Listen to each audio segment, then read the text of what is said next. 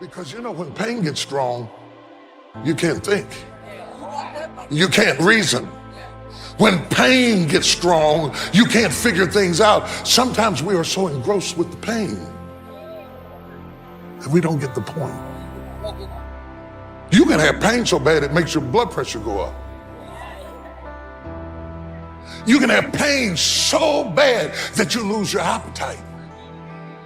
You can have pain so bad that you stop eating and you stop talking and you stop believing and you stop smiling and you don't have your personality because your pain is stopping you from being who you are. To find your way in life, it's not an external search. It's an internal search. God equipped you at birth with what you needed. Every last one of you gifted. God never created a soul without giving them a gift. He put it inside you. You ain't got to look under the ocean. It ain't on the mountain. He gave you a gift. It is the thing that you do the absolute best with the least amount of effort. That's the thing you should pursue. Everything else you're doing has nothing to do with what God created you for. If you haven't figured your life out, if you're thinking there's more to your life than it is, you're not living in your gift. Once you discover your gift, there lies your greatest chance for success. You just got to quit looking at gifts as running, jumping, singing, and dancing. If you bake pies and cakes better than everybody, then that's your gift. Quit trying to do what somebody else is doing, because that ain't your life. If you knew the path I took to get here, you would not take it. If I'd have knew the path I was going to have to take to get here, I would have changed my destiny a long time ago. That's why God don't reveal it. He shows you what it could look like, but he don't show you the route, because if he showed you the route, you'll turn around. If you knew what you had to go through to get to where he had for you to go, you would all quit. He just let you have the dream.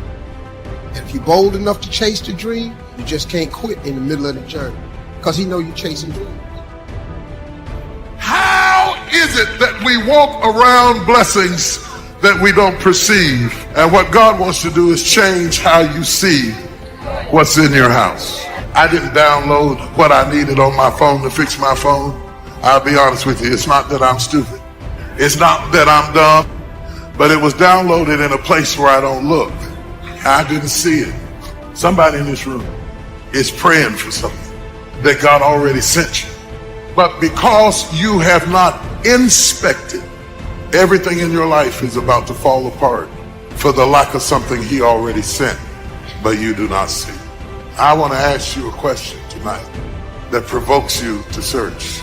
The strength you need to face tomorrow is in you. The power you need to revolutionize your situation is already there. But when your perception is off, you don't see what you've got left because you are distracted by what you lost. If you begin to work to develop your gifts, you'll get a larger vision of yourself. All of us need some area of our lives where we can have a feeling of competence. That you eat and sleep that. You do that. And people know it. If you don't know anything else, you know this. So you've got to work on it. When other folk are having a good time, you've got to have the strength of character to read, to digest information. If you decide to make a conscious, deliberate, determined effort to read one book a month in that area, you'll be among the top 5% experts in the world. The average American reads only one book a year. I read a minimum of 2 books a week. In this era of accelerated change, overwhelming complexity, and tremendous competition, you will always be in control of your destiny. May be tough now, but keep the right perspective. Victory is in your future. Healing is in your future. Abundance, breakthroughs, freedom is coming your way. Yes, the giants may be big, but our God is bigger. The virus may be powerful, but our God is all powerful. I'm asking you to be a Joshua, be a Caleb. Think power thought, think can-do thoughts, think victory thought. Don't look at how big the problem is, look at how big your God is. He parted Red Sea. He closed the mouths of lions. He brought the dead back to life. That obstacle is no match for him. He didn't bring you this far to leave you. When you believe, all things are possible. Get your thoughts going in the right direction. The scripture says, when the enemy comes in like a flood, the Spirit of God will raise up a barrier. You're not fighting this battle on your own. You have the most powerful force in the universe fighting for you. He's pushing back forces of darkness, keeping that sickness from taking you out, moving the wrong people out of the way. All through the day,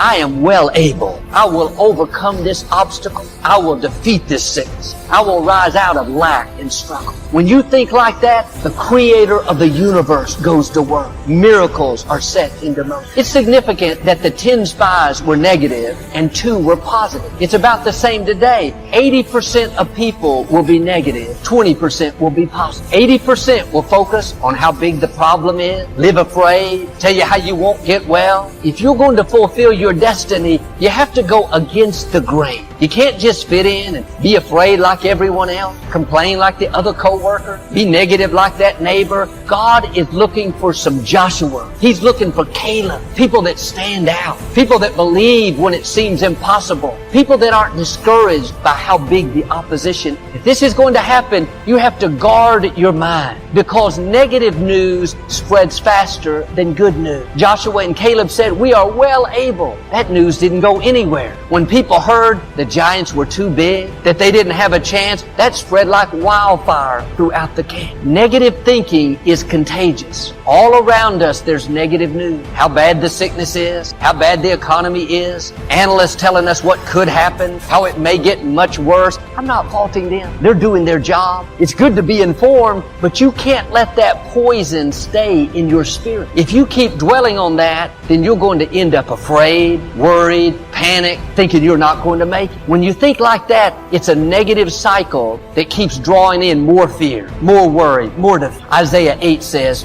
do not think like everyone else. Don't be afraid that some plan conceived behind closed doors will be the end of you. Do not fear anything except the Lord God Almighty. If you fear Him, you need fear nothing else. He will keep you safe. You don't have to fear the virus, fear what the economy is going to do, fear the future. Just keep honoring God and He will keep you safe. He'll defeat your enemy. He'll do what medicine can't do. He'll turn that child around. This says, don't think like everyone else. Don't think like the 10 spies. When the majority is afraid, worried, negative, you have to be on the offensive and say, no, I'm not falling into that trap. I'm not going to think weak, defeated thoughts. I'm going to think power thoughts. I know my God is still on the throne. I know Him being for me is more than the world being against me. Out of these 2 million people, the only ones that ever made it into the promised land were Joshua and Caleb. It's not a coincidence that they were the only one that thought power thoughts. You can't reach your destiny thinking negative, limiting thoughts. I was out riding my bike the other day, and I had this same path that I traveled down. It takes about an hour. Most of the route is flat, but there's this one very big hill. You have to dig down deep and really push to make it up that hill. I like to exercise. I always get prepared for this hill and enjoy the challenge. But this particular day, I was tired. I'd worked out hard earlier, and I'd been traveling a lot, not had much sleep. About 10 minutes into my ride, I started thinking, I don't want to go up that hill. I don't feel like it. I don't have the strength. I don't want to have to push. On and on, I kept dreading it, telling myself how hard it was going to be, wondering if I could make it up. At one point, I received a phone call. I put it on speaker. I started talking as I was riding. We talked and talked. About 20 minutes later, I hung up. I got my mind back on my bike ride. I thought, okay, I don't want to go up that hill. When I looked around, I realized I had already gone up the hill. I rode up it while I was talking, but because I was distracted, not thinking about how hard it was going to be, not convincing myself that I couldn't do it, I made it up the hill with no problem. My legs weren't burning. I wasn't winded. I didn't feel any more tired. I don't even remember going up. I wonder how many times we're telling ourselves what we can't do. I can't stay at home for a month and teach these children. I can't deal with these unfair people at work. I can't handle this challenge in my health. It's going to be too hard. We're dreading things, thinking these weak, defeating thoughts, when the truth is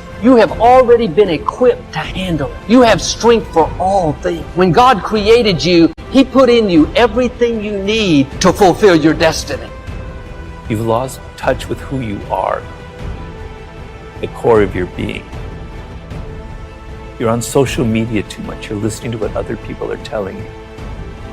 You got to listen to yourself. You got to cut all that shit out. You have to look at the things that you love and the things that you hate. So what you don't like is very instructive to you, right? You're looking at things that are very powerful inside of you, that are emotional. They're not intellectual. They're feelings, they're emotions. They're visceral things that you connect to. I've always followed the laws of power, which is change things up. Enter action with boldness. Don't be afraid to do things differently. Adapt your strategy to the circumstance. It's never too late. The earlier you figure it out, the better off you are. But it can happen later in life. Now, I figured out at an early age that I wanted to write. I didn't know what I wanted to write, but I loved words and I loved writing. And if I didn't have that connection when I was 8 years old, all the way into high school and college, I would have been a lost soul. And I empathize with a lot of people who don't have that feeling when they're 8 or 18 or in their 20s. But I'm trying to tell people everybody has it. You're just not listening to yourself. You've lost touch with who you are. There are 5 forms of intelligence. We normally associate intelligence with intellectuals, with Noam Chomsky, with Albert Einstein. No, intelligence comes in all forms. Working with your hands is a form of intelligence. A carpenter has a high form of intelligence. People who are sports, who athletically use their body, that's another form of intelligence. There's music, there's math, there's language. You have one of these frames of mind. By the way your brain is wired, you are inclined towards one of them. Figure that out. You got to be a bit bold. You have to embrace what makes you different. It takes time. To do anything in life takes time and hours, patience, and work. So I like to tell people to go back to their earliest childhood memories of things that really excited them before they got mixed up with parents, teachers, all that, other people telling them stuff, you know? You got to cut all that shit out.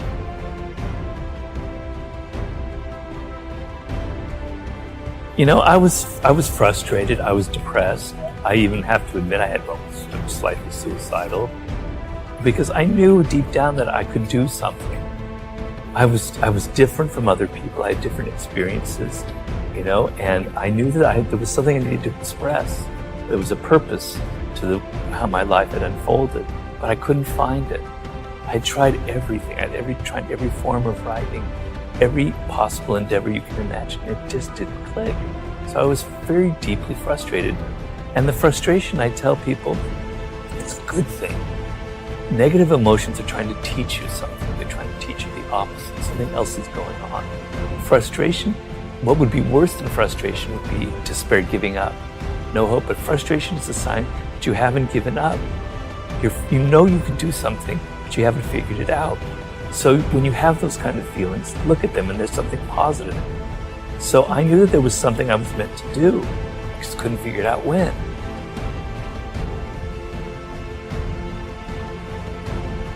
It's easy for me, a boomer, I have to admit that, to preach to you when you have gone through you've gone through a pandemic, what looks like to be a recession, and then if you're a millennial, you went through a crash in 08.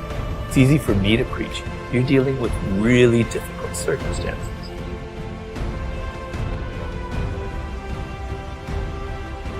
So a lot of people are rethinking their lives. They don't want to work at crap jobs just to get by. And I applaud that 100%, right? That's great. So you want to think about working for yourself is the ultimate position in this world. And even though times are difficult, even though it may seem like just a dream, there's so much potential out there for entrepreneurial spirit, for creating your own startup, for creating your own podcast, for going your own path in life. You don't have to follow